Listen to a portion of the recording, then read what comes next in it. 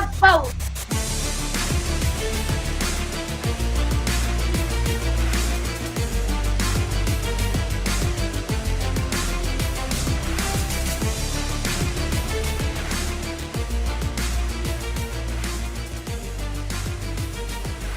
Court is in session with Ryan in Sacktown on If You Don't Like That.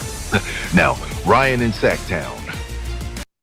Oh, must be Rhino.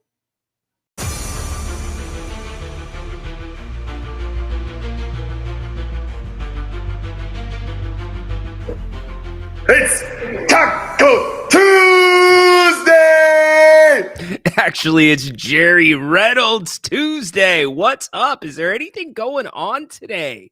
We've got breaking news from the Kings facility that we're going to get to. It's in the ticker. We'll talk about it in a second. Bane, I got you, man. Roll up those sleeves to your freaking neck. You got to roll up those sleeves to your freaking neck. Jerry Reynolds is here at 2:30. Get your questions in the chat for Jerry. Would love to answer those. Jerry enjoys getting some of your questions, even sometimes the off-the-wall ones. We've had wrestling questions thrown at Jerry Reynolds before. Hopefully we don't have any wrestling questions today, but we'll see.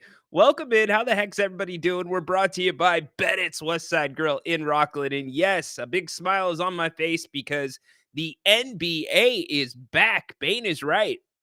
It is time. We tip it off tonight. Huge game in the Eastern Conference. Celtics getting their rings in Boston, New York, who is geared their offseason towards beating this Celtics team. See if they match up on night one. And then you got the Timberwolves and the Lakers. Kings get a chance to see the Timberwolves, see their regular season sets. Not that that's going to be any surprise.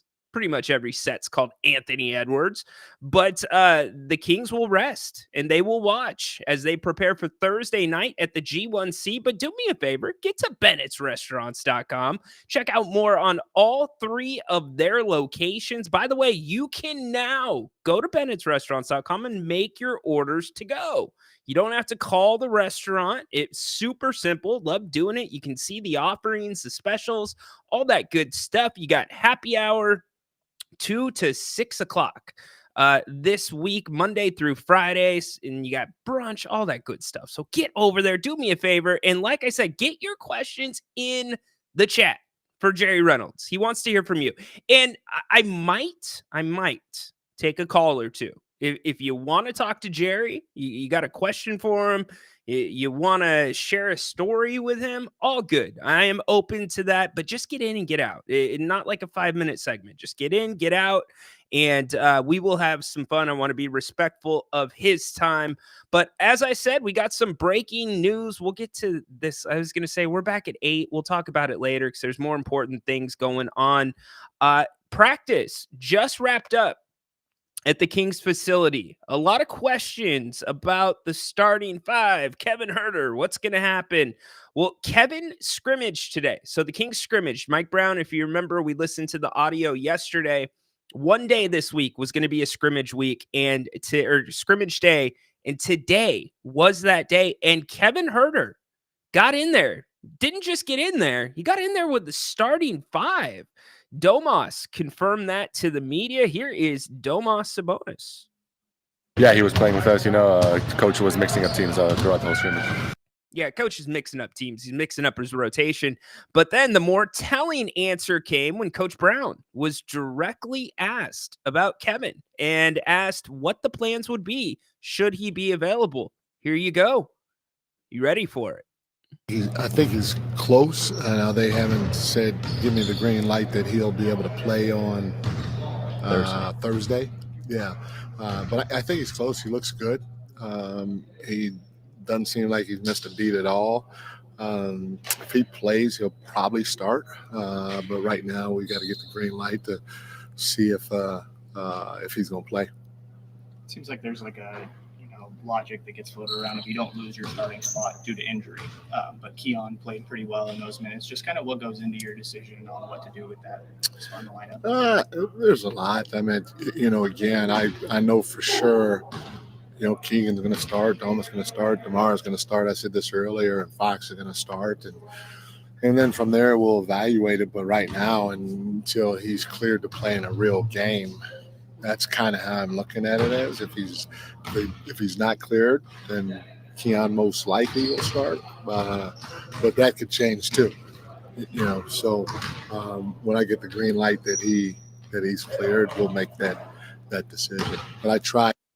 Hey, I've been on the record saying that I think Keon Ellis is the best person for this starting lineup, but I also have stood by this. Mike Brown is very loyal to Kevin Huerter. It would not have surprised me if Kevin slided right into that starting spot, especially with some of the stuff we saw in the preseason with spacing and inability to shoot the three ball at a high percentage. Now, we had a big discussion across our two shows yesterday about Kevin Huerter and his shooting woes. Gammon came in and, he made a argument that said Kevin lost his confidence.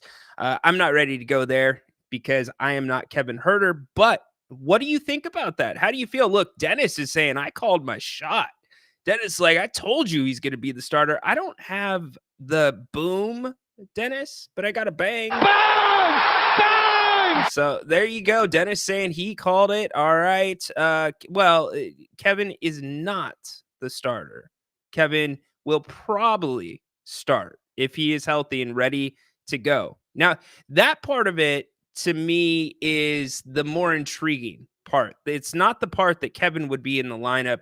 It's where's Kevin's legs at? A lot of one-on-one, a lot of individual work. Again, getting back on the court, being in the flow with the guys, getting adjusted to life with DeMar DeRozan. Things can happen after practice. You can walk through stuff, but going full speed. And especially going full speed against your teammates that know what you're doing, sometimes that's almost harder in practice than it is in a game when you're going against the other team. But how is that adjustment going to be for Kevin? This is certainly something we will talk about with Jerry Reynolds. And then also, what do the minutes look like? Because we can make a big deal out of who starts, but really what it's about is who's on the floor at the end of the game. And Kevin historically has not been on the floor at the end of the games. So what does an extra role for him look like? Does he maybe fill some of the extra minutes too with the second unit that could be available at the forward position? So we've got a ton to talk about around Kevin Huerter. Let's get to your comments really quick. And then I'm going to run down the top stories before Jerry Reynolds joins us. 2:30. Can't wait for that.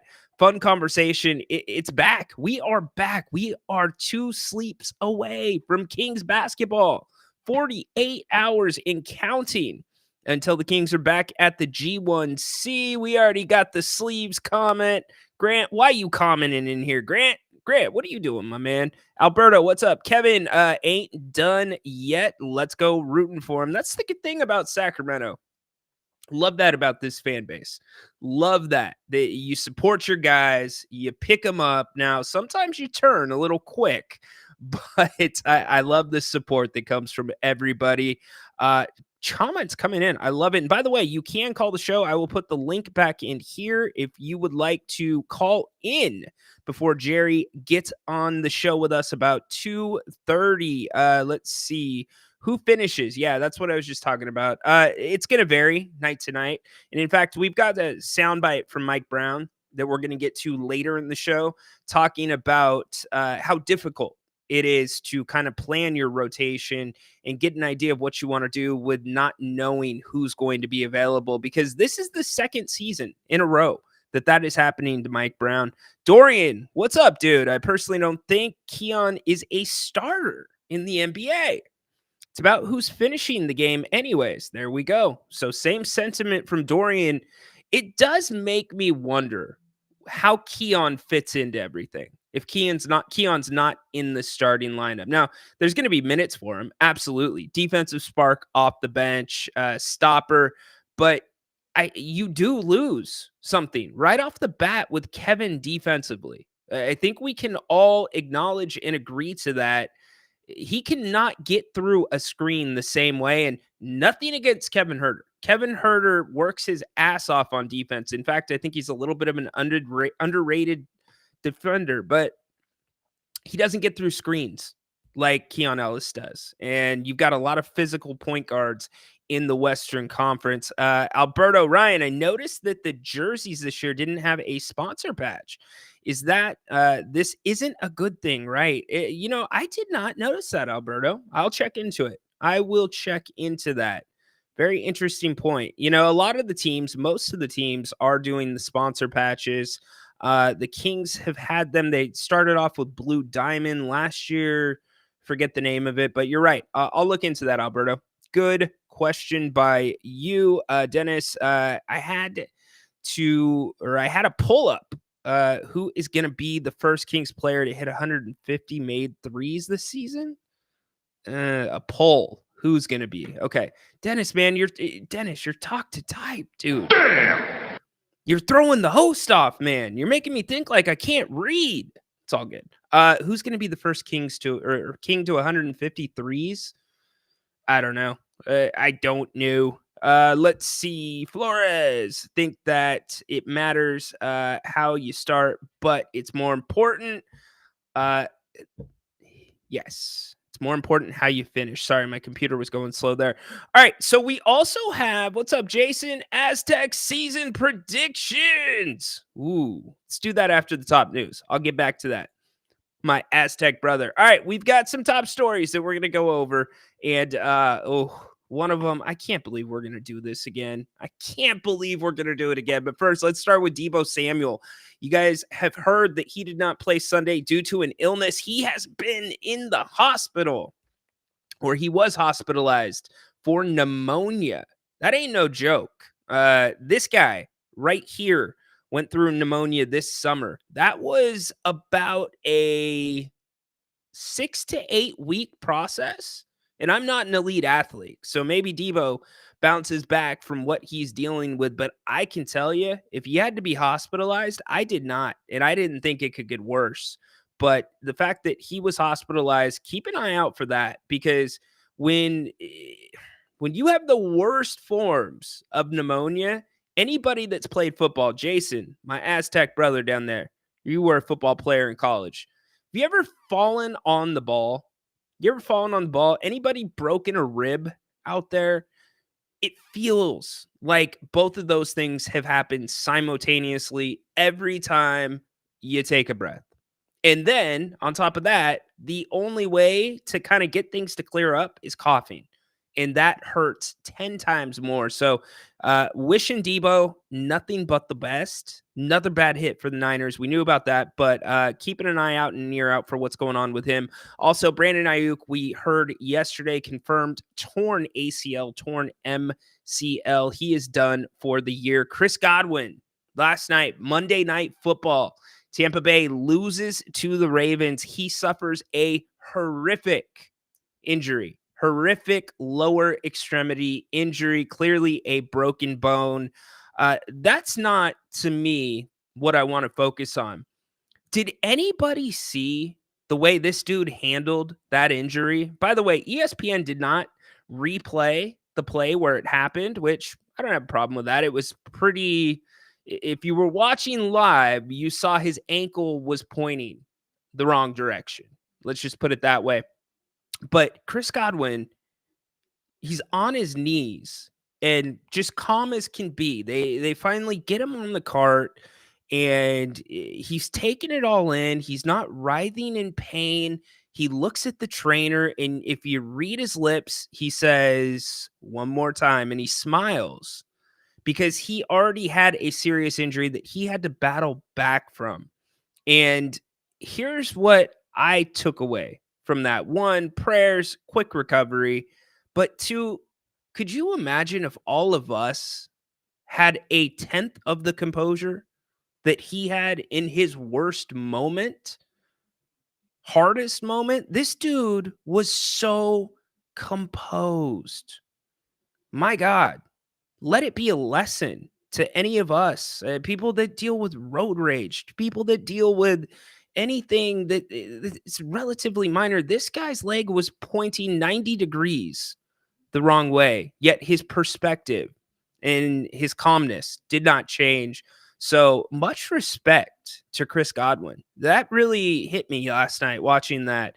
And I want to keep covering and following up what happens with him. And it's made me want to dig a little bit deeper into him as a player, him as a person, because that's not normal. And that is so respectable and pretty damn cool. Injuries, not cool, but that was really cool. Chris Godwin, hope you have a quick recovery. I am sure surgery will likely be in the plans for that. Another story coming out of that game, Baker Mayfield was seen possibly popping in a nicotine packet in his mouth during the game. Oh my gosh. What are we doing here, media? Are you freaking kidding me? Why the hell is this a story? Who the hell cares? Do you think a nicotine packet is the worst thing that's getting popped in to these guys' bodies on game days? They got to be shot up. They got to take pain pills. And I'm reading articles about Baker putting a nicotine packet in his mouth. Not even mentioning Major League Baseball, where these guys chew. They pitch, they play with nicotine in their mouth, and we're making a big deal out of Baker Mayfield popping a little packet in his mouth. Who the hell cares? Get the hell out of here, media. Do better. Come on. What are we doing here? Who cares? Aaron Rodgers was picking a booger and eating it the other night. All right, I get why you did that. It's the internet, right? The internet's undefeated. You put funny stuff out there, awkward stuff, what goes viral. But you're going to try to get on this dude for a little nicotine packet? Get out of here, man. So that was just, that kind of bugged me. I wanted to hit that at the top. And then he's back. He's back, John Finch. He is back, and I wish I was lying. If you were here last Tuesday, we detailed Jera's appearance on the 105.3 W Fan in Dallas. Just ripping, threatening, going nuts on the radio, threatening the host's jobs over decisions he didn't make. Well, guess what? He came back for his weekly hit, and it did not disappoint. This old man cannot stay out of his own way. And I've got the audio for you after Jerry Reynolds. It was classic Jerry Jones. How about them Cowboys, John Finch? Your owner, man, he is a beauty, to steal a term from my broadcast partner. What is going on with him? John, did you see? John, did you hear him again on the radio? You know what? I'm gonna play you a quick preview, okay? Here's a quick preview. This is how the interview started with Jerry and the guys at 105.3 The Fan. Jerry, well, what do you want to say, if anything, about last week? I don't have anything to say about last week. You'd think that's where it ends, right? I don't have anything to say about last week. Yeah, no. He had plenty to say, and passive-aggressive Jerry was back again for another helping. So there you go. Let's get back to the chat before Jerry Reynolds joins us here in about 10 minutes. 10 minutes. Usually he shows up early. So Jerry will be here anytime. Jerry, ask Jerry for his total wins prediction for the Kings this season. You know what? I don't want Jerry's face anywhere near that Jerry's faces. There we go. Better. Ask Jerry for his wins prediction. Yeah, I think we did that, but I will get that down. I will get that in. Let's see. Jason, Marshall fractured his rib and it wasn't fun. But when I had, I was talking about Marshall Fox. He played with Marshall Fox. But when I had COVID, I strained my side and the constant coughing was absolutely painful and caused sleep and breathing issues. Yeah. My pneumonia, you guys, if you've been with us through the summer, my voice changed for a minute, but it was incredibly hard to breathe without pain. So wishing the best for Debo. And yeah, Jason, that is a painful thing. I mean, you can't sneeze without just seizing up. So hopefully that clears up. Hopefully they hit him with some IV antibiotics, a little bit more that they can do in the hospital rather than outside. Even with mine, really quick, they made me take 2 or 3 different kinds of antibiotics. And I'm not trying to make this about me, but that was not as bad as needing to be in the hospital. So I can only imagine what Debo's going through. Yesterday's game was on Purdy. He threw 1 of 3 picks at a critical juncture while in the red zone on the verge of taking the lead. 2 of those picks were rookies. You know, those guys had only played like 13 plays, 12 or 13 combined coming into that game. And that's the thing to me that's most impressive about Kansas City. You can talk about Mahomes, you can talk about their speedsters, but what about the guys that we don't talk about? They're always prepared to play. That is like an underrated and really under talked about thing with the Kansas City Chiefs. It's so impressive. This run that they have put together 2 straight Super Bowls. Look, the Niners, Kyle Shanahan, John Lynch, they look exhausted and they haven't even won a Super Bowl. So it's crazy how Andy Reid's able to keep it together. And I like the way he approaches it. It's a partnership with him and the players. You know, they do their labs during the week where the players get to come up with plays. They mix some of those in sometimes if they're good enough. But yeah, Alberto, Brock definitely did not have his best game. I think Brock is not, there's things in the offense that they could be doing better that would help Brock, that would complement his game much better than the way that they've been just dropping him back. Because he showed the propensity to use his legs, and you don't want him running a ton, but you want defenses to think that's a threat at the very least. So, yeah, prayers up for Godwin. Wonder if that's a side effect of a certain jab. Not sure. Didn't mean to stumble you. No good. No problem, Dennis. You are good. So again, we are talking Kings. The season tips off Thursday.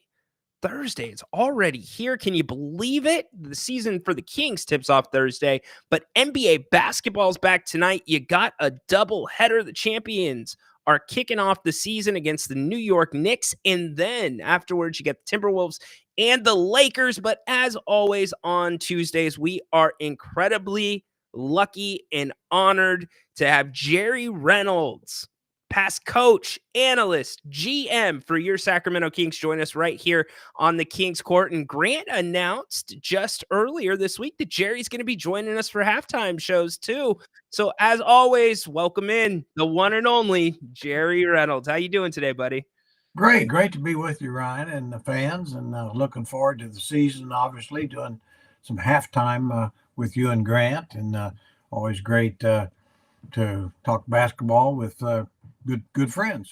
Yes, absolutely. Fired up for it. And thank you, by the way, for joining us again for some of the halftimes this season. That was a fan favorite last year. Well, that's good to know. Hopefully we'll have a lot of good halftimes to talk about. You know, that's one thing about it. I mean, and I think we will. I think it's going to be a lot of fun. I mean, the West is just brutal, but means a lot of good games, a lot of talented teams. The Kings are one of them. That's very talented, and so just I love the game. I can't wait to see it get started. Yeah, me too. We had to improv a little bit last year at halftime, and that's what made the show fun sometimes. Yeah, we'll have to again. I mean, 82 games. It's not all. They're not going to be 82-0. I'm pretty sure of that. Yeah, exactly. So, Jerry, basketball has been such a huge part of your life. Tonight, opening night for the NBA. Take me back. What's that feeling this time of year, every year when the basketball season starts for you? Well, it's always such an exciting because the optimism. You're expecting the best. You see for the most part, there's some weaknesses in your team and all, but and all that, but you're just assuming everything's going to go well, and of course, just seeing the roar of the crowd and the excitement of the crowd. And of course, I'll always remember the very first opening day, basically 40 years ago in Sacramento at the original little arena. Of course, it was so exciting, not just for the city, but for me, because it was my first year in the league as a second assistant coach, and just nothing has quite matched that in my mind since. I mean, just because the first and all the excitement associated with a major league team in Sacramento. So when you got that job as a second assistant, were you thinking, I made it? This is it for me? Did you envision becoming a general manager, a head coach? What was that like?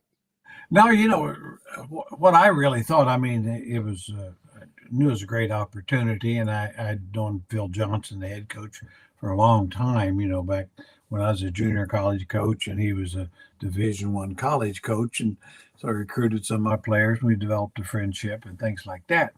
But my thinking was, it's a great opportunity for me to go in the NBA for a few years, and then probably, I'd try to get a division, kind of a low Division I type job, things of that nature, the Indiana State, Wichita State, Eastern Michigan. I mean, those kind of things I thought would open up for me that hadn't, even though I'd had a lot of success at different levels. But so that was my thinking. I just, if I'd said, maybe 3 years in the NBA, and then I'll be ready to maybe take the job, at the Division I level. Very cool. Did you have a welcome to the NBA moment? Gosh, I can't know that I did. I mean, at that time, it was such a, I don't know, kind of a chaotic situation. The team moving, didn't have the arena wasn't ready. Our offices were in a little cookie cutter building out by, out beside of the arena. And, we didn't, so it was so, basically the arena was just barely ready by the time the first game. We didn't play any preseason games there. We weren't around for a month. In those days, we had 2-a-days for 3 weeks. Guys would have dropped dead. They, of course, they got it in the collective bargaining agreement. Yeah, no contact practices, only so many. On coaches too, So so that was kind of it was just, I didn't know what to expect, but it was a lot of work. And then, I think they had an event about a week before the Kings opened their season with the Clippers. Bobby Chacon out of Yuba City area, a boxer that was very well known at the time, and championship level fighter, had a fight at the building and had a huge crowd. And so I know they were happy to do that and see how the crowd flow got in and out and parking and all that stuff. They didn't even dress rehearsal and seating and all that. So anyway, that's probably more than fans want to know, but that was a very, very unique time, obviously. Yeah, in the city, were you surprised by the way the city turned out for that first game and the sellouts? Yeah, I really was. I mean, I knew it was going to be good, but I didn't know it was going to be that good because we had, just about any open practice or something, it'd just be packed, and so you knew there was a lot of excitement. But I think the truth that having that little building was really crucial because it created so much more interest because not everybody could get in. 10,003, sold out, and then standing room and people waiting to buy tickets. So, I mean, it's one of those deals. Had the building, I think if the Kings had the very first year had moved into a 17 or 18,000 seat building, I'm not sure it would have had quite the enthusiasm. And then also the TV deal, the Kings almost didn't show any home games.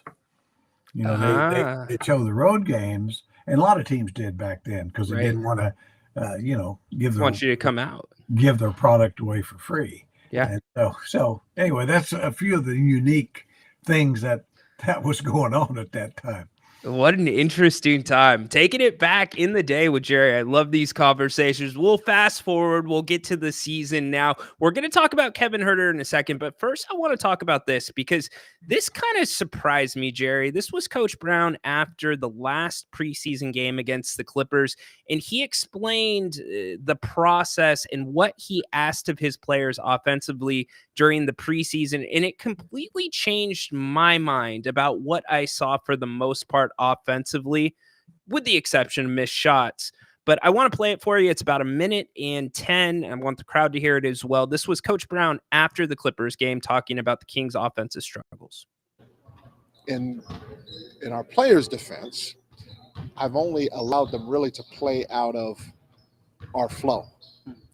And so, we're not going specifically to this guy or that guy, or we're not, if a team is blitzing or if a team is switching, we're trying to see if we can still score or attack at whatever defense we face.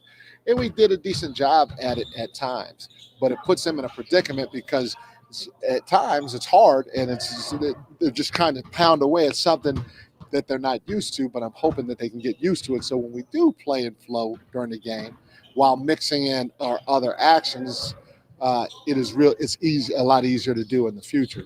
So part of it's our fault, but then part of it's their fault in terms of taking too many chances on the turnover. So the biggest thing that I saw last night in the 2 games before is our turnover, and that has.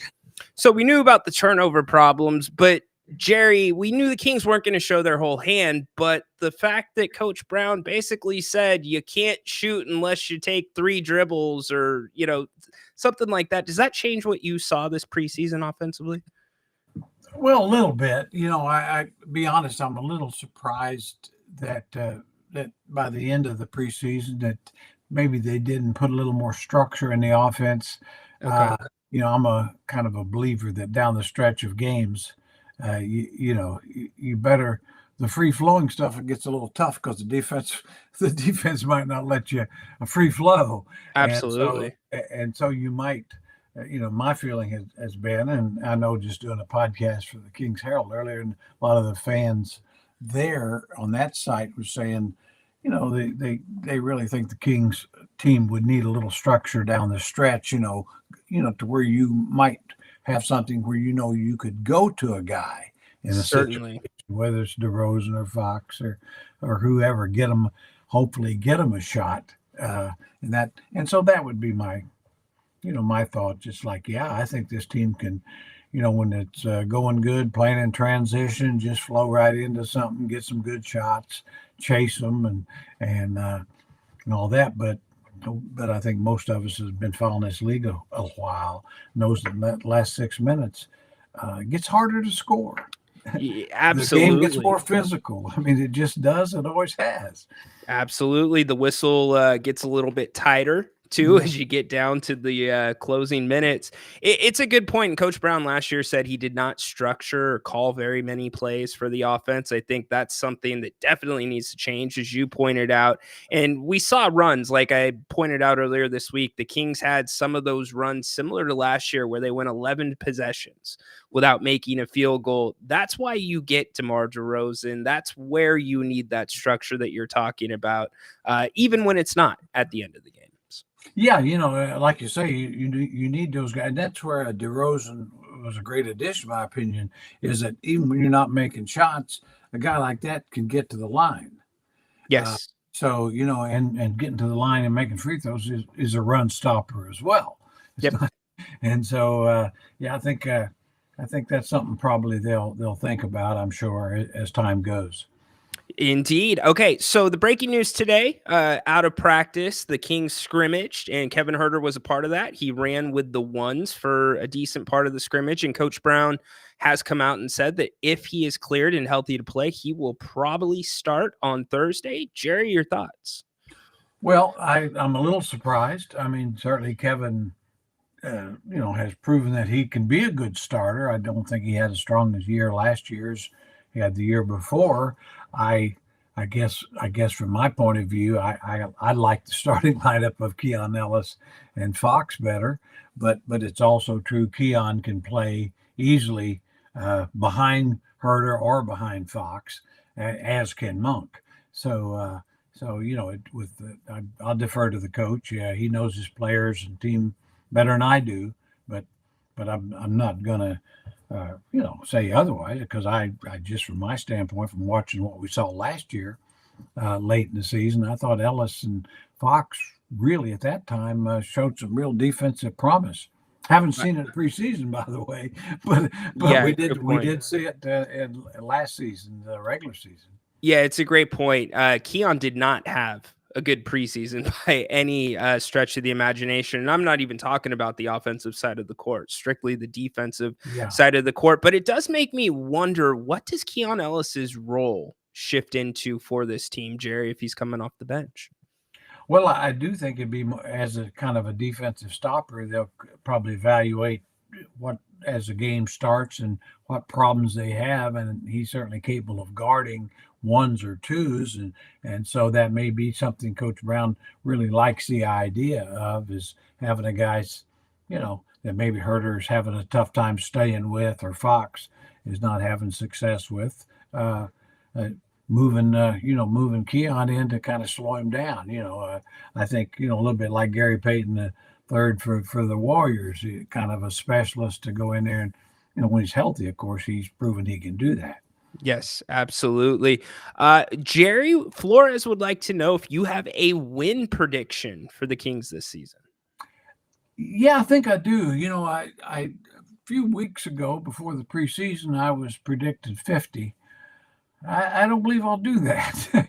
I wish I could, but I'll go 48. I'll go 48 wins, and I think 48 with the depth of the West, and the fact that Houston and San Antonio, some of those teams are going to win more games, and especially Memphis is going to win a lot more games, which means teams in the West, other teams are going to lose more games.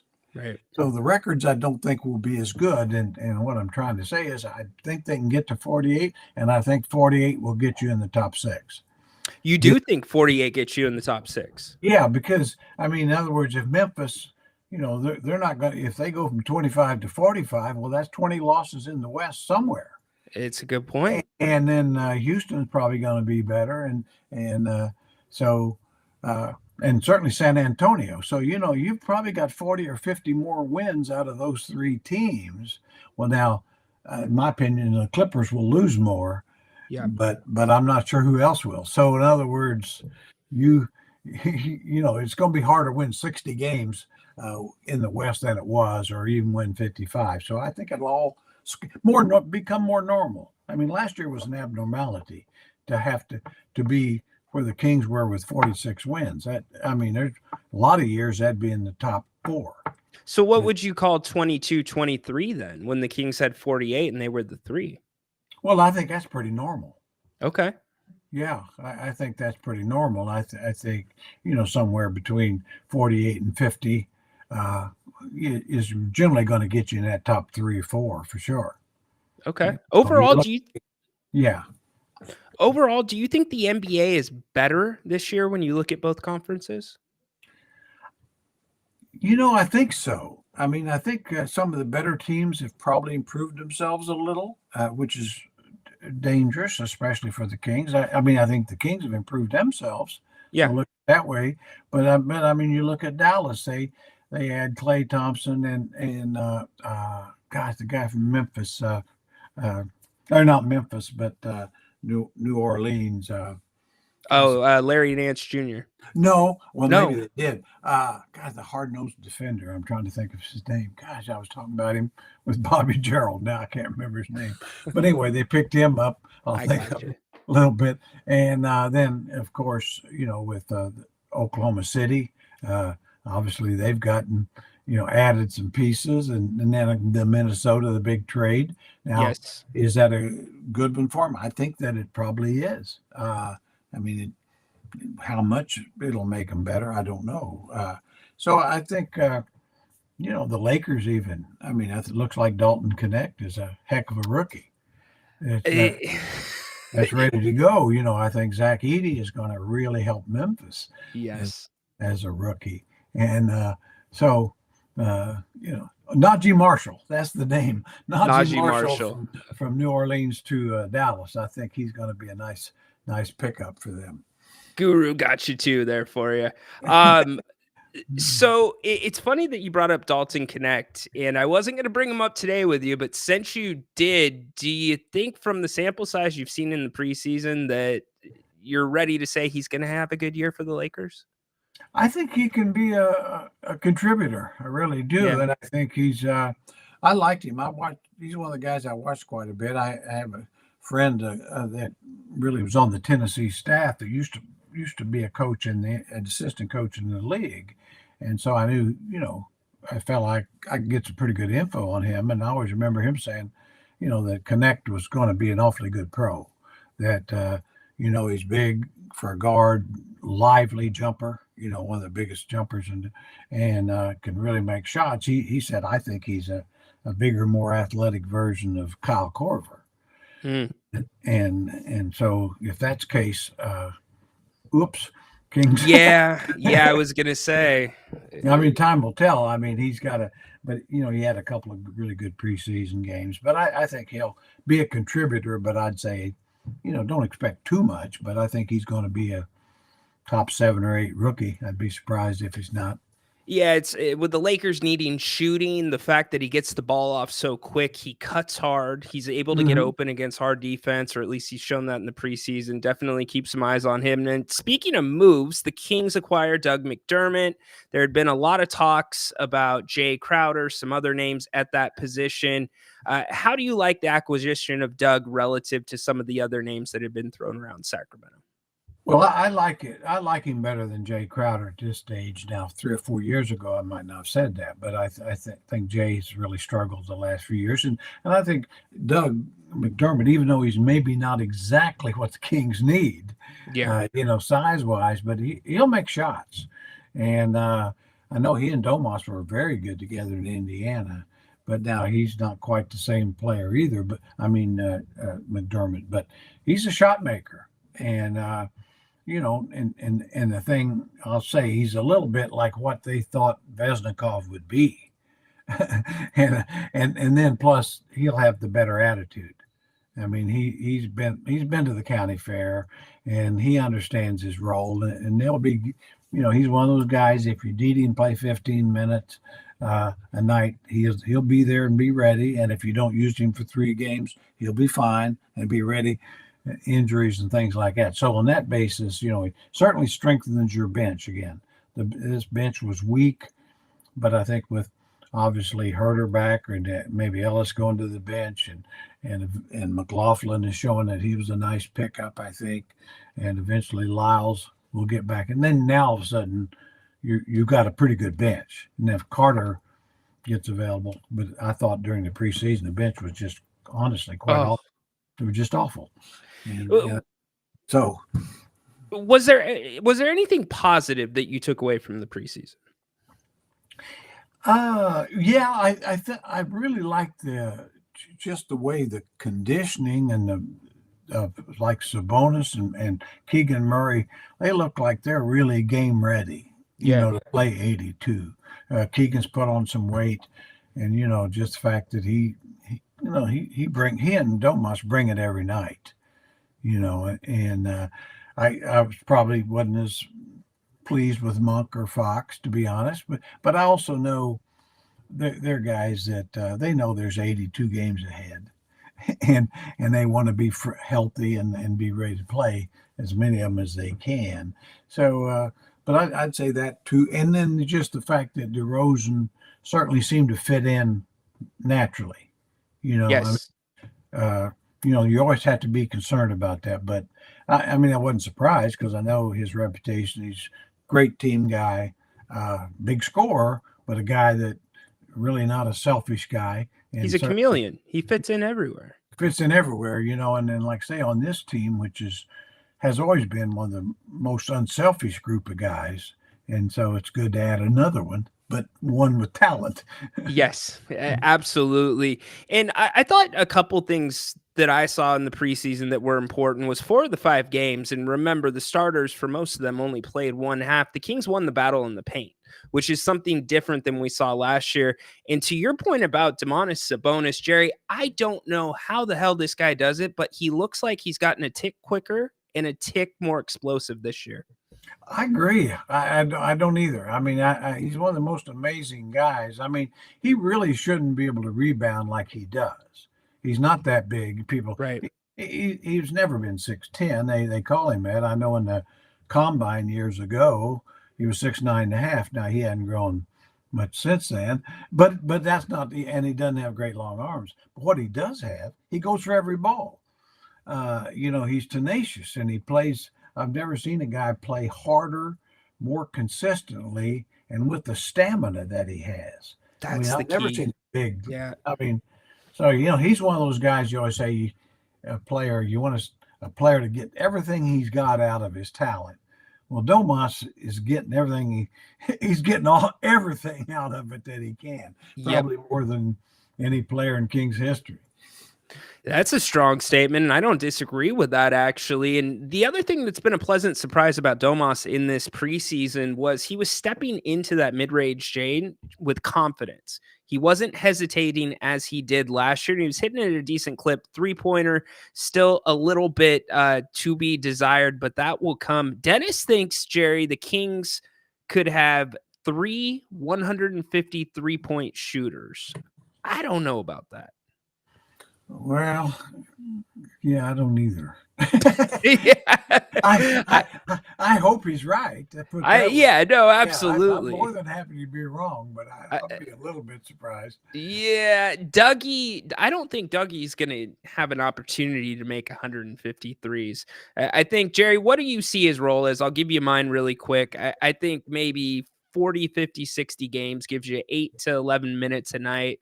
Gives you 6-9 points a game, and gives you that time in between quarters to get the guys rest. What about you?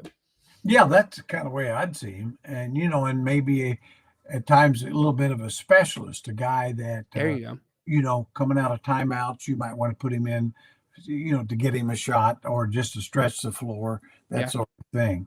But I think that's I'd see him more as a 9th, 10th man at the most. Yep, absolutely. What are your thoughts on the Lakers squad this year? Well, sadly, I think they're going to be better, and sadly is the key word there. So I'm really disappointed. That they might be better because I think they've helped themselves a little, and so of course so much of it revolves around LeBron. Just being healthy all year, but seems like he's healthy. We had a delivery out front. Yeah, I was going to say, do I need to cut you loose? I don't want anybody to be waiting at your door. No. But anyway, it always comes at the wrong time, those things. But anyway, funny. Yeah, I think they can be better. I here again, I think they and the Kings will be in direct competition. I see them as more of a competition for spots than I do the Warriors. But yeah, I'm with you there. Do you think there's another move coming for the Warriors, though? Well, I think they probably will be. Yeah, I think they're, and they've got some assets. That's what kind of worries me with them. They've got, with Moody and Kuminga, a couple of guys that have a lot of talent. Moody doesn't play much, but I think he's really good. He's a guy that probably needs a change of scenery, and I wouldn't mind being up the road about 90 miles, but I mean I do. I think they need more size as well. Yeah, they're small. They're small, and Draymond's not getting younger, and he's not. So he can't. I don't believe he can have the kind of season that he had 3 or 4 years ago either. Here. Or Curry, and I think with the Warriors, it's all about Curry. He's got to stay healthy for 70, 75 games and be Curry. Whether he can still do that, time will tell. Yeah, time has been kind to him so far, just like you. Oh yeah. But yeah, he is just one of a kind. Changed the game of basketball, indeed, forever. Put it. Forever. Yeah, absolutely. Really one of the goes through the history of the game where the game changed, because of him and that sort of thing. And those are special players that you can point to that way. I agree. Zach asked.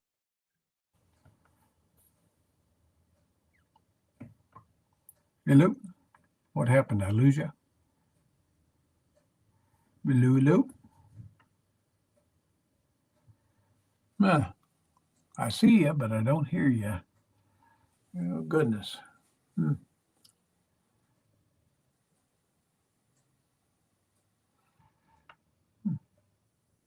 I don't know what happened. There we go. Maybe.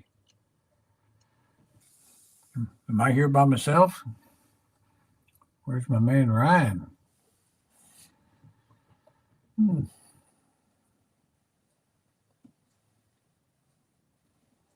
Sorry about that, Jerry. I guess my really. I was afraid I'm by myself. I hope I wasn't, because I was getting ready to sing a couple tunes. I wish you would have. No, so sorry about that. The internet went out. Yeah. We are back now. So Zach asked an interesting question. Will Fox be taking less threes this year off the dribble? He shot about 43% off the catch last year. I think that's partially the plan. What do you think, Jerry? Well, I hope so. I think with Darren, he's so good getting the basket and creating problems and opportunities for himself and others that I'd like to see him shoot probably fewer threes unless they're spot up shooters, where he's got space and, like you say, where he can shoot 40+%, because almost with the exception of Curry, I don't know of hardly any shooters that are better off the dribble. And so I'd like to see fewer off the dribble threes and more drives to the hoop and the threes he does take. And I don't mind him taking quite a few threes if they're open, his feet are set, and he's comfortable. I completely agree with you. Sorry about the blackout there. Didn't mean to leave Jerry hanging. We should be back and running. I guess the internet's coming for me, Jerry. Maybe that was the person at your door saying, I didn't pay my internet bill, and asking for a reminder. Well, I'll never understand the internet, Todd. So you already know that. I do indeed. So Thursday night, what are your expectations for this team? Do you think the Kings get a win coming out of the gate against the T-Wolves?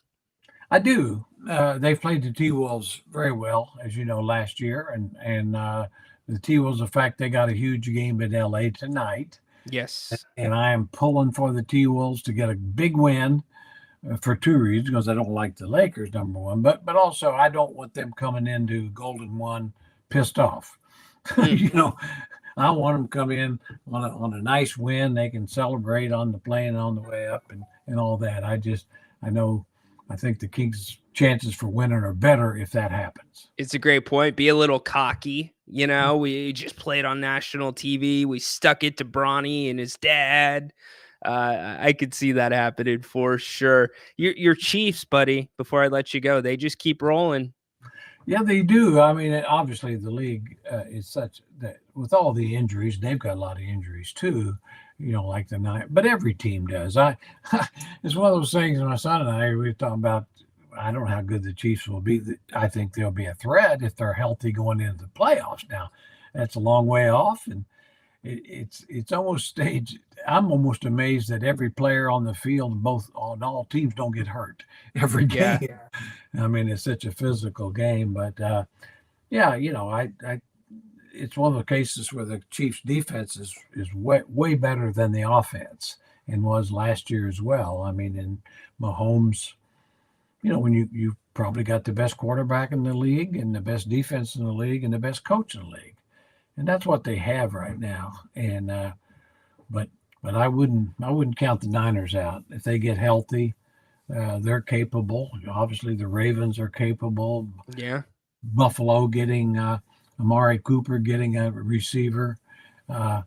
Just a long way to go. It's not quite like the NBA with 82, but until they get into game 15, 16, 17, I don't think and like if you're the Niners and the Chiefs, if you're healthy going into the playoffs, you're going to feel like you have a chance. 100%. It's such a great point. The Niners are one of those teams. If you just get a ticket to the dance, it'll make a difference. But that health thing, they just keep kicking it down the road another week. They just can't get all together. Debo with the pneumonia. I'm not going to put you on the spot about the Western Conference, but who's your pick? By the way, can you count on Debo? Jerry, he kind of feels like a once in every 4-week player. And I'm giving him a pass here because of the pneumonia, but yeah, no, I know. And I mean, he's a great talent, but it always seems like there's always something. I mean, when he's at his best, he's great. yes. But availability is still the key, And so I didn't mean to pick on him, but I really enjoyed him. But it always seems like there's more things with him than a lot of guys. Well, they asked him to do a lot, right? And I think they asked him to do even more when the season started because they were getting Ayuk into the swing of things. You didn't have McCaffrey, but his decision to drop some weight this season surprised me, considering the amount of hits that he was going to likely be taking with that ball. Yeah, and be giving. Yeah, a great point. Yes. Because I mean, he punished physical guy. So, well, anyway, but he's obviously key to their success. And so maybe whatever issues he's had, he won't have them play, because I always like the Chiefs last year. They weren't that good all regular season, but they were healthy going into the playoffs and they got better as they went. It doesn't matter if you have 15. If you have 15, doesn't matter if the rest of your team's unhealthy. If you got 15, you got a chance. You got, as long as he's upright, you've got a chance. Jerry, at this point, I'm convinced he could snap the ball to himself, throw it, and catch it in the same play. I go say it's one of those things where he goes through like a game and very unproductive most of it, and then the fourth quarter when it counts, he just makes great play after great. It's the worst of his career. It was his worst passer rating of his career, and he still pulled his team through. It's incredible stuff. Okay, 2 last questions really quick. Our buddy Rich in San Diego, do you guys think Domas will be shooting more threes? I don't think I really don't. I think I think they want him to shoot wide open threes, and I think he should, like he did last year, and he shot 37%. I just don't see with as many other 3-point shooters. I do expect Domas to shoot more 15, 18 footers. When the defense is going to give him space, I think he has to. He has to, and I think it looks like he wants to do that. So anyway, I think my feeling on Domas is with this team, I'll be surprised if he scores as much as he did last year. I think he'll maybe score less and be more productive even, which is almost hard to believe. But I just don't see him, shooting a lot. He's an initiator. He's a guy that gets, he's going to get De'Aaron and DeRozan and all these guys and, get them shots. That's what he's out there for. And then score when he needs to. It's a great point. I think the points in the paint for him are going to go up, as crazy as that sounds, because he's going to have more time to be down there where he belongs. And quite frankly, even though he's undersized, he dominates. But Rich, I do think in spurts, you will see more from him. I think it's going to come in spurts in games. It's not going to be a consistent thing. And then Jerry, the last question I was going to ask you before I get you out so we can start preparing for Thursday is who's your pick coming out of the East?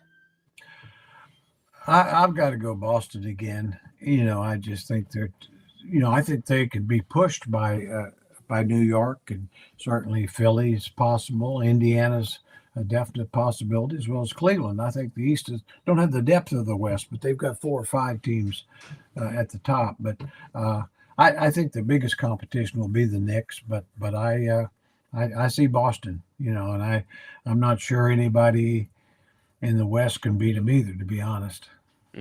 There you go. Oh, Jerry, we've made it. We have officially made it, my friend.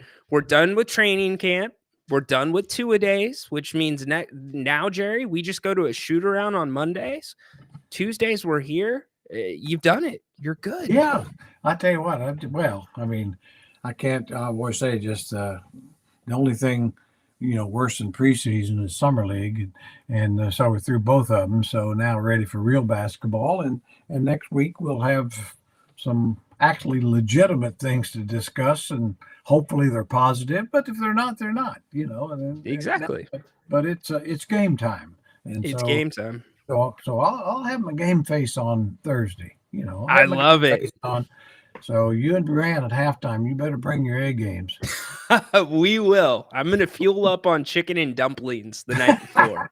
So I'm gonna try them. I'm gonna have them for the first time in a couple of years. Yeah, well, be careful. You'll be taking a nap if don't do it game day. Fair enough. That is good advice, Jerry. Thank you so much for joining us as always. And you can find Jerry Thursday nights with us, or Thursday, the first night, halftime, Kings T-Wolves. So thank you, buddy. Have a great one. Well, thank you, Ryan. See you guys. All right. That is the one and only Jerry Reynolds. How awesome was that? Sorry about the internet cutting out. That was bizarre. I'm like, oh gosh, I'm having a Napes moment.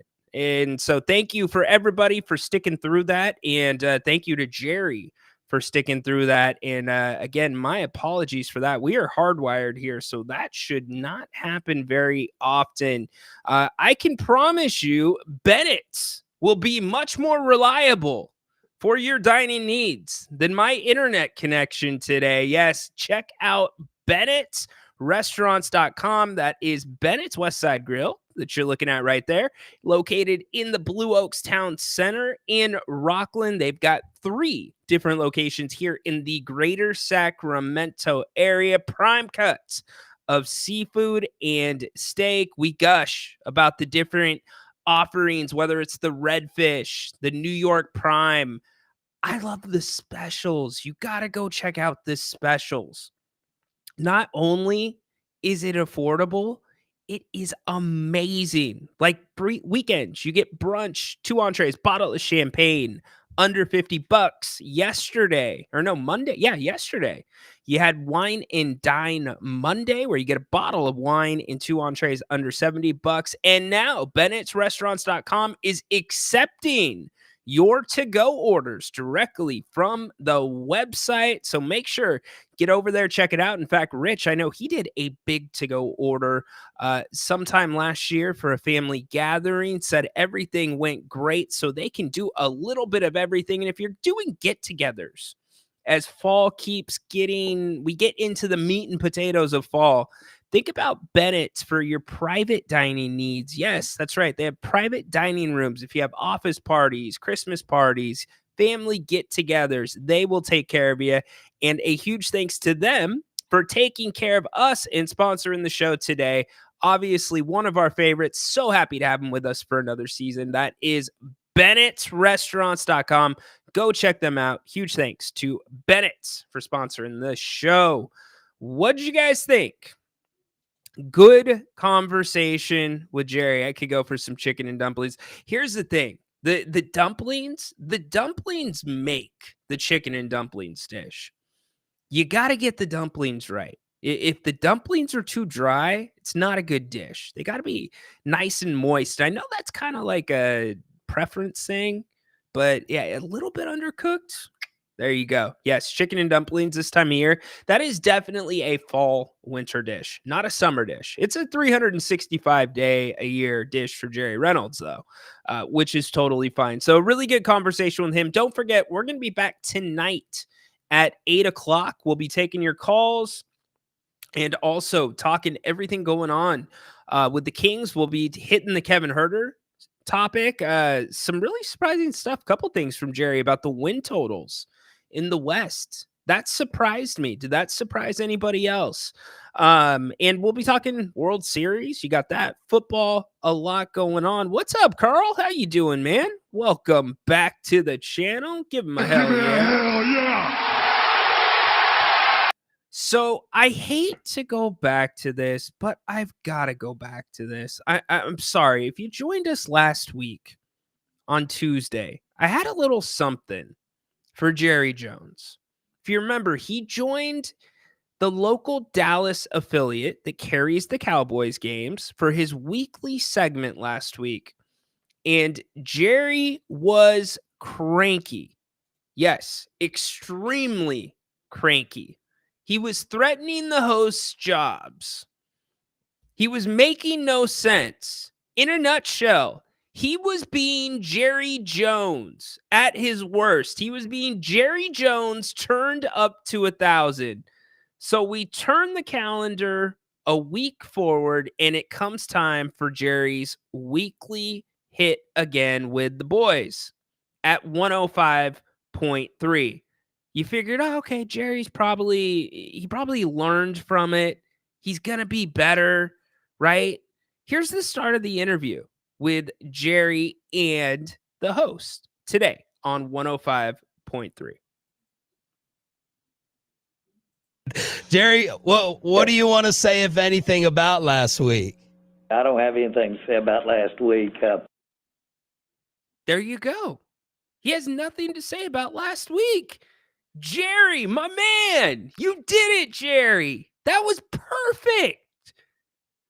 I'm here to praise Jerry. Oh, wait. Jerry did have something to say. I'm happy, though, that I must tell you I'm surprised that last week got the attention it got. But, really, when I think about what we try to do on this show, for me, is I think we give you 2 shots a week that I get on, and Stephen gets on once or twice, and Mike, I don't know if Mike gets on or not, but those are really a privilege. It's kind of like pillow talk. It's really a privilege to have me on with you. That's really a privilege to have private access to me and my son. Jerry continues.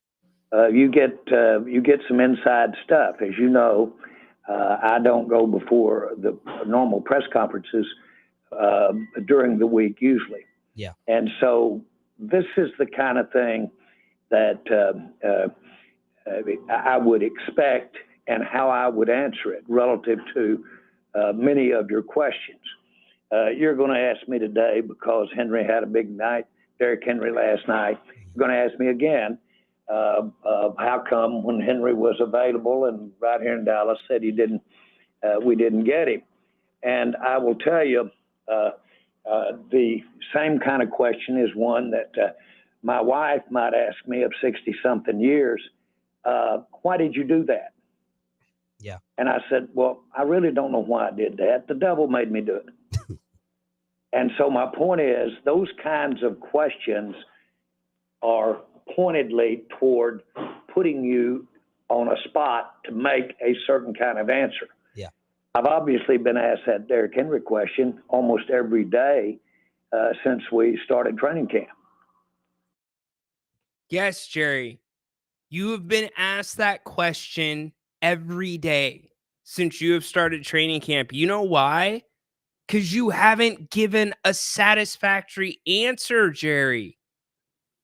You beat around the bush. You insult your fan base with answers like there's not enough money for everybody.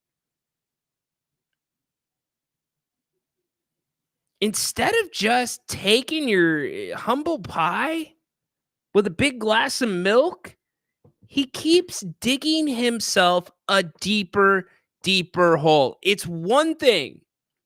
If you want to be crappy to your fan base, that's your choice. As a fan, if you still want to support an owner like that, that's your choice, right?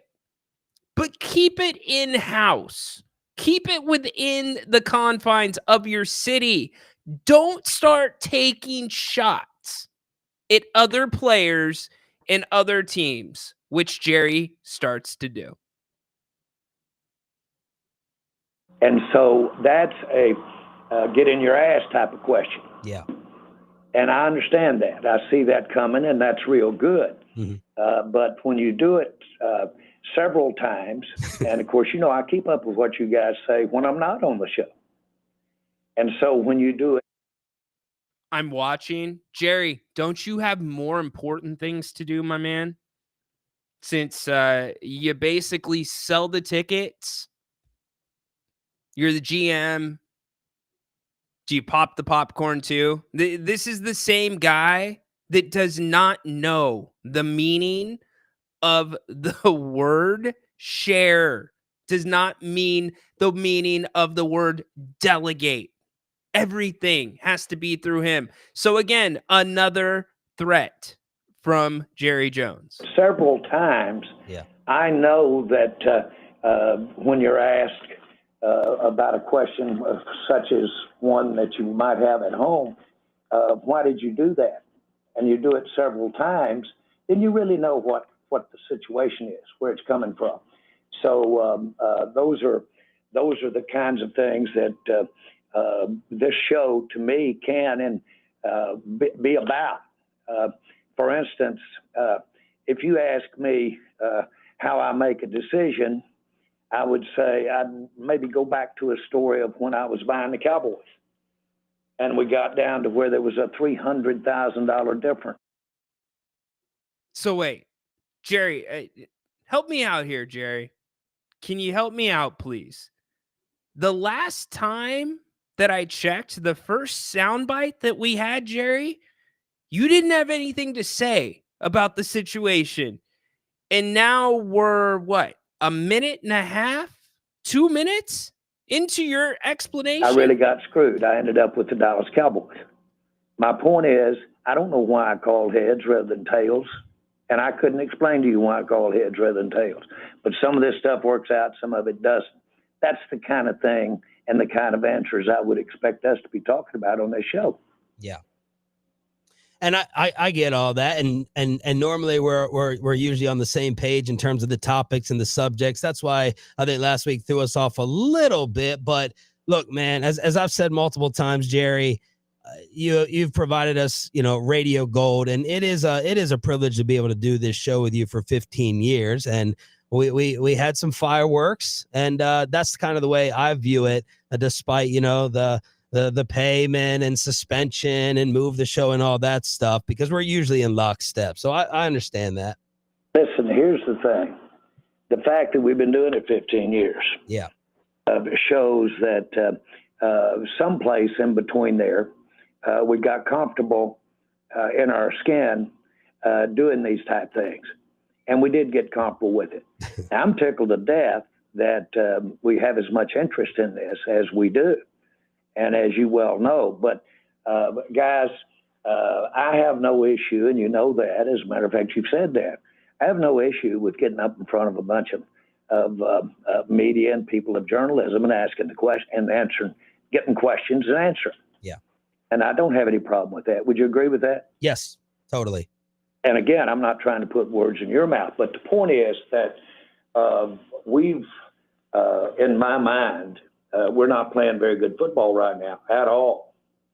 And it's beyond whether or not we have Derrick Henry or not. Derrick Henry is having a career year. I don't know if he'd be having that career year in our situation.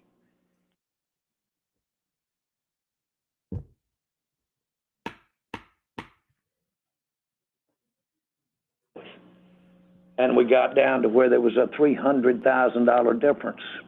And we couldn't get by it. It works. And someplace in between there, we got comfortable in our skin doing these type things. And Sorry, we did you get dropped comfortable back. with it. I'm tickled to death that we have as much interest in this as we do. And as you well know, but guys, I have no issue, and you know that. As a matter of fact, you've said that. I have no issue with getting up in front of a bunch of media and people of journalism and asking the question and answering, getting questions and answering. Yeah. And I don't have any problem with that. Would you agree with that? yes, totally. And again, I'm not trying to put words in your mouth, but the point is that we've, in my mind, we're not playing very good football right now at all. And it's beyond whether or not we have Derrick Henry or not. Derrick Henry is having a career year. I don't know if he'd be having that career year in our situation.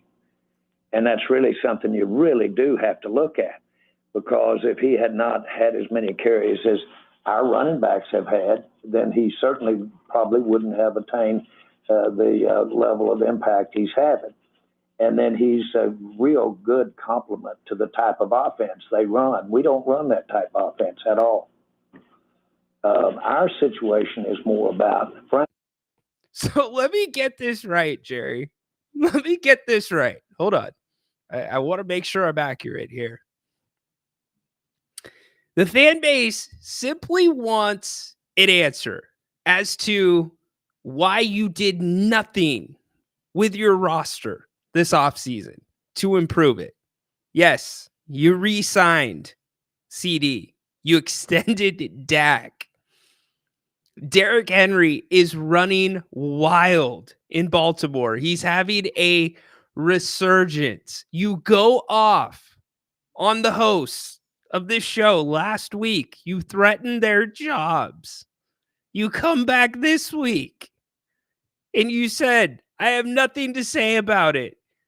But then you yourself bring up the Derrick Henry situation and you proceed to throw dirt on Derrick Henry and say, take away, I should say, from the year he's having, but then say to your fan base, try to say you're right. That if Derrick Henry wasn't, or if Derrick Henry was in Dallas, he wouldn't be having this kind of season. That he has a complimentary back in Baltimore. He wouldn't be getting as many carries in Dallas. I mean, seriously, Cowboys fan, John Finch, are you kidding me? This guy refuses to just say 3 words. I was wrong. He really must think Cowboy fan is amongst the stupidest and lowest IQ fans in the NFL, that you are now trying to sell the non-signing of Derrick Henry as he wouldn't have worked in Dallas. Am I the only one that thinks this is the best reality television show going? Maybe the best reality show ever? Forget Survivor. Forget American Idol. And I have no emotional connection to the Dallas Cowboys. That's what sucks, because I don't like to kick other fans when they're down. But damn it, this is good. I want it to keep going. Can we get Jerry on the show every day? This guy is off his damn rocker. And if you're Derrick Henry, what the hell are you thinking? If you're the Baltimore Ravens, what are you thinking? And then it takes me to this, Cowboy fan. Why don't you do something about it? I get being a fan is being loyal, and we've seen what's happened in Oakland with the fans pissed off, but yet they weren't attending games, and the tug and pull between the media and trying to blame the other party for it not working out. And somewhere in between, you're always going to want to support your team, but Cowboy fan, you just keep lining this dude's pockets. You either don't care about how senile this guy is, or you're good with it.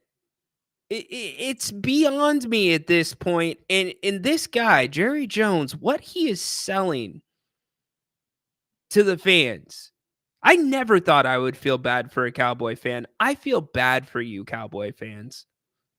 He treats you like you are idiots. Unreal. Derrick Henry would not have worked out in Dallas. And you're throwing shade on other teams when your team is a literal dumpster fire. I mean, was this an interview or was this a lecture? You know, the ones where your parents are like, hey, we need to talk. We're not mad at you. We're just disappointed. It's like he's disciplining the hosts of this show. Did you hear them nodding along? They're like, oh, yeah, yeah, yeah, you talk to the media. Trying to push back, but they can't? Like, what the hell is going on? Why doesn't somebody stand up to this dude? It is so beyond me. It's so over my head at this point, but like I said, I don't even feel bad anymore. This is the best reality show going, and Dallas fan, you all are the ones that are eating it up. You're giving it the ratings. So I'm just going to sit my feet back, know that I have Jerry Reynolds every Tuesday here on the King's Court, and from every week going forward, I'm going to have something to talk about with Jerry Jones. Somehow Jerry Jones has slowly played his role into the number one spot. He's yanked it away from Tony Khan. Jerry Jones, man, the hits keep rolling for Jerry Jones. Peter chiming in. Hell no, your offensive line can't open the hole for your running back last year. Offensive line the offense is a passing offense. Jerry said you don't have a career here in Dallas. Yes, he did say that, Dennis. Yes, the passive aggressiveness still there with Jerry. But remember, hold on. Let me take you back. Let me take you back to the start of the interview. Jerry didn't have anything to say about the situation. Jerry, well, what do you want to say, if anything, about last week? I don't have anything to say about last week. I don't have anything to say about last week. But you know what I do have? I have something to tell you about last week. I have a lecture for you about last week. It's unreal. It is crazy. You saw them put on the Bucks jersey really quick. MLB gag order, right? Patrick, what's up, my man? Welcome in. Skip Bayless left and went to the man. Skip Bayless, longtime Dallas fan. Yeah, well, maybe Skip Bayless is advising Jerry on what the hell to say and what to do. Now it makes sense. You know what? Bring Skip in to the organization. That's what they should do. They should bring Skip in. Let him be a spokesperson for Jerry Jones. That could only make this reality show that much better. So I am now going to start popping my popcorn at about 7 a.m, right before Jerry does his radio hit, kick my feet back. Hell no, coffee out of here. Grab me a Dr. Pepper. And I am going to watch the best week-to-week reality show in the NFL. That is Jerry Jones and the Dallas freaking Cowboys. Unreal. How about them Cowboys? Yeah! How about them Cowboys? What's up, Patrick? My man, I know I said hi a second ago. Knicks basketball tonight. Yeah, we're going to get ready to wrap up, but don't forget the NBA is back. One thing that we did not go over that I do want to hit really quick, I think it's important for you to know since it is the start of the NBA season. By the way, can you guys do me a favor? Can you see the graphics? Because ever since we went dark for about 30 seconds, I can't see the graphics. Can you give me a 1 in the chat if you can see the graphics that I'm putting up? Anybody? Dennis, Patrick, can you see that graphic about the rule changes? If not, I will skip the segment. Can you see the graphics? Anybody? All right. Well, the NBA rule changes this year. A couple, the most important one to notate is the fact that the reviews for out of bounds plays have been extended. The coaches now get a second. Okay, great. You can see the challenge, or you can see him. Thank you. Thank you. Thank you. Thank you. So I will leave it up. Perfect. Thank you guys. Thank you. Thank you. Thank you. There are your rule changes for you. Oh no, you can't. Okay. No rule changes. You can't see the graphic, just the beam. Perfect. Okay.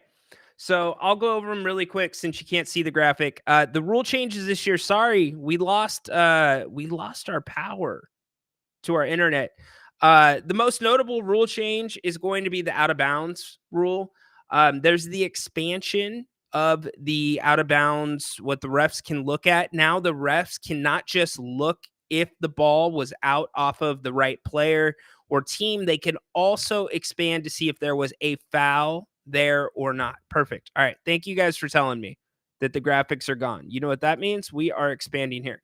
So the referees can now look to see if a foul occurred on a play where the ball goes out of bounds. We saw that happen multiple times last year where the ball clearly went off a player that was fouled, went off the same player, and the refs had to give the ball to the other team and still not call the foul. That can be looked at. You get your second challenge if you get your first challenge right.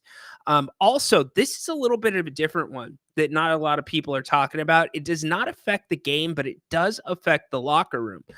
There is only one person of contact now on each NBA team for cell phone communications during an NBA game, meaning players cannot be on their phones at halftime, meaning any communication in or out of the locker room that goes through a cell phone has to go through a single designated person on the team. You know why that is? Gambling. They're not going to tell you that's why the rule was written. That is why that rule is being put into place. Gambling. It's not about social media posts at halftime. It is about gambling. It is a preemptive strike to anything that could be inside information coming from a team. A couple of things of note in the G League. Now, the reason I bring up the G League is because they're trying new things out down there, much like Major League Baseball does with AAA baseball. The NBA is hyper focused on the flow of the game right now. So what they're doing in the G League, which I kind of like, is they're going to any overtime situation. It is now not a 5-minute period. It is a target score. It is a target score. 7 points is the target score. So that is something they're going to be trying in the G League. Could it eventually come to the NBA? Maybe. I think that one is a little bit further down the road, in addition to some other rule changes with the G League that we'll talk about tomorrow, but nothing too much to go into. Thanks for hanging in with me, guys. Sorry that you haven't been able to see the graphics since we had the internet outage. That will all be fixed for later today or later tonight. Can you foul a player if you were fouled on the previous play, but it wasn't called, thus excusing the retaliation foul? I don't know the answer to that, Peter. I get what you're saying. I don't know the answer to that, but I'll have the answer to that for you either on our 8 o'clock show or I'll hit it on the King's Court. I'll save that one really quick. Okay. I know that also there's going to be a premium again on anybody flopping. We've talked about that. And the in-season tournament, the higher seed will now host the championship game for the in-season tournament. So those are your rule changes. You got 2 games tonight. You got the Knicks and Boston, as Patrick pointed out, Knicks basketball. Give me the Knicks tonight over Boston. Boston is a 5.5-point favorite. I think the Knicks win this game. Now, the tough thing here is Karl Anthony Towns. They're asking him to play a lot more of a traditional center role. Is he going to fit in? Will he work in? Something tells me the Knicks are hungry and pissed off. So give me the Knicks tonight in Boston outright. I don't even want the 5.5 points. And then second game of the night, Minnesota Timberwolves, Lakers. Timberwolves are a 1.5 favorite in LA. By the way, speaking of the flow of the game, it is expected that the Lakers are going to get Bronny in with Braun tonight. They want it to come at a point in the game when the game's competitive. They want it to be more of a natural moment. You know my response to that? It's not a natural moment if you're planning it out.